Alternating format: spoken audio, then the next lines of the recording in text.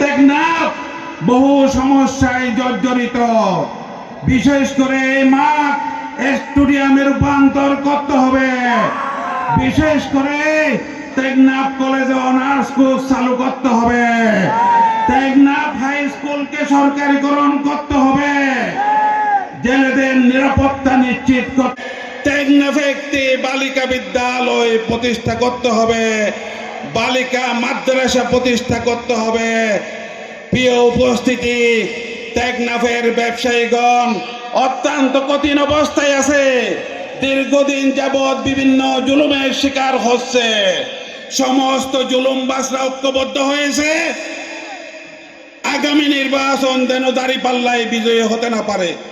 যদি দাঁড়িপাল্লা নির্বাচিত হয়, জুলুমবাজদের ব্যবসা বন্ধ হয়ে যাবে। ডাক্তার শফিকুর রহমান সেই জুলুমবাজদের ব্যবসায় হাত দিয়েছে। এবার জুলুমবাজদের ব্যবসা বন্ধ করতে হবে, তাই দাঁড়িপাল্লার বিজয় নিশ্চিত করতে হবে। প্রিয় উপস্থিতি, আমি আমার কথা সংক্ষিপ্ত ভাবে শেষ করছি। আগামী 12 তারিখ আপনারা সকাল সকাল ভোট কেন্দ্রে গিয়ে আপনাদের বিজয় নিশ্চিত করার আহ্বান জানিয়ে